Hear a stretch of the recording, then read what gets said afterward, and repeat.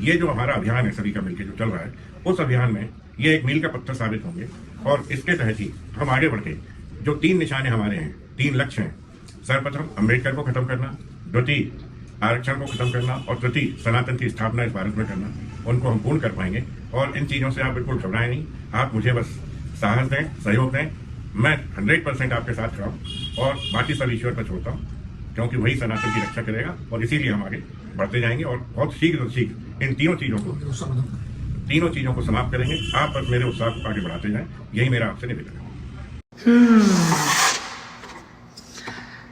आपने एक कहावत सुनी है, जब गुरु पे चले न चाल तो चेले को 4 चमाट।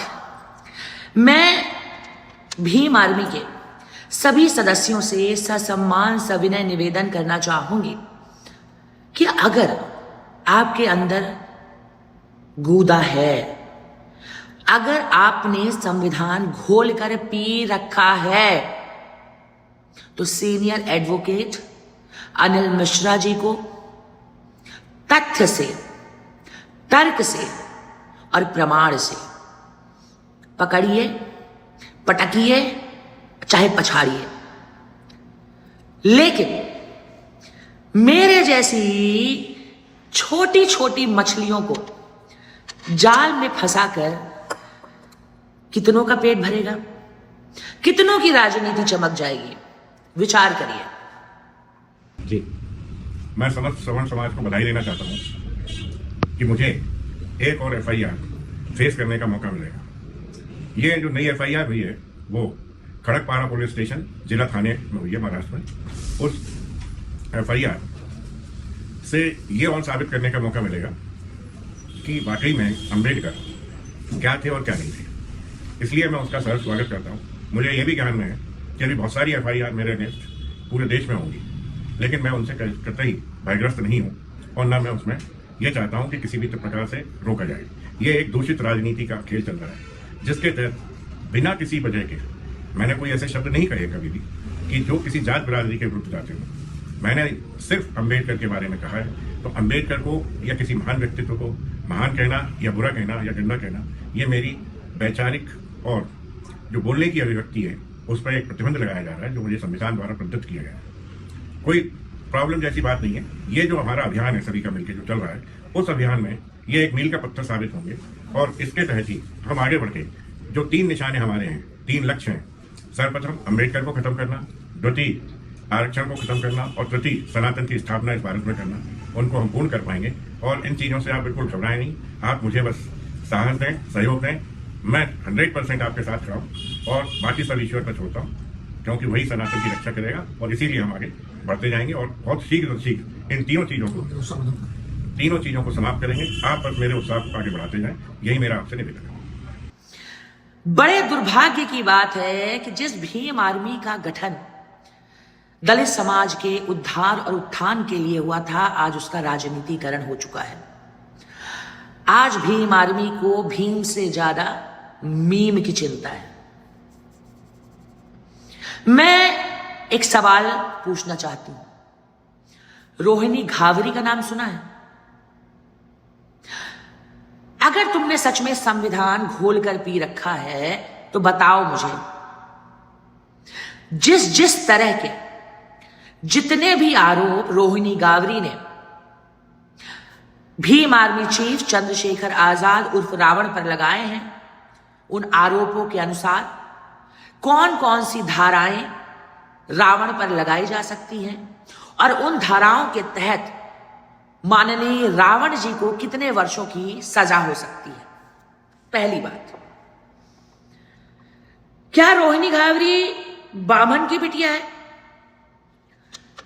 ठाकुर की लाडली है, बनिया की बेटी है या अहिर की लाज है? वो तुम्हारी अपनी बेटी है,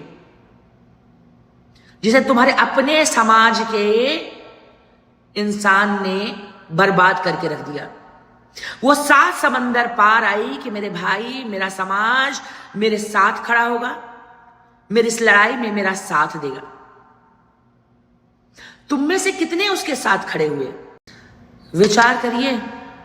जिस SC/ST एक्ट का इस्तेमाल दलित समाज के संरक्षण के लिए बतौर ढाल करना चाहिए था, भीम आर्मी के उपद्रवी तत्व इसका इस्तेमाल तलवार की तरह कर रहे हैं। जाते जाते मैं सिर्फ इतना ही कहना चाहूंगी कि अगर तुम्हें अपने जीवन में सच में, दलित युवाओं से कहना चाहूंगी कि अगर तुम्हें सच में अपने जीवन में किसी दलित वॉरियर को देखना है तो बहन मायावती जी को सुन लेते श्री काशी राम जी के पुण्य जयंती पर। लाखों की भीड़ नियंत्रित और बहन मायावती जी की मर्यादित भाषा हम जैसे संघियों का भी दिल जीत लेती है।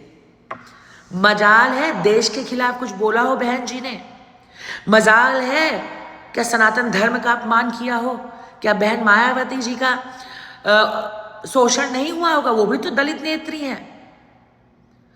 जिस चंद्रशेखर आजाद को तुम बाप बनाए बैठे हो ना, जितनी उसकी उम्र नहीं है उससे कहीं ज्यादा बहन मायावती जी का अनुभव है। ये रावण तुम्हारे लिए सही आदमी नहीं है। मेरे दलित भाइयों, अगर जीवन में कहीं पहुंचना है, बच्चों का भविष्य संवारना है, तो चलो तुम सवर्ण समाज पर विश्वास नहीं करते, लेकिन कम से कम रावण को फॉलो करना बंद कर सकते हो।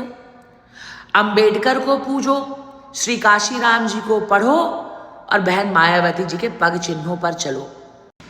जाते जाते इतना ही कहना चाहेंगे कि रहे नाम भगवान का। भगवान जी मेरी रक्षा करना।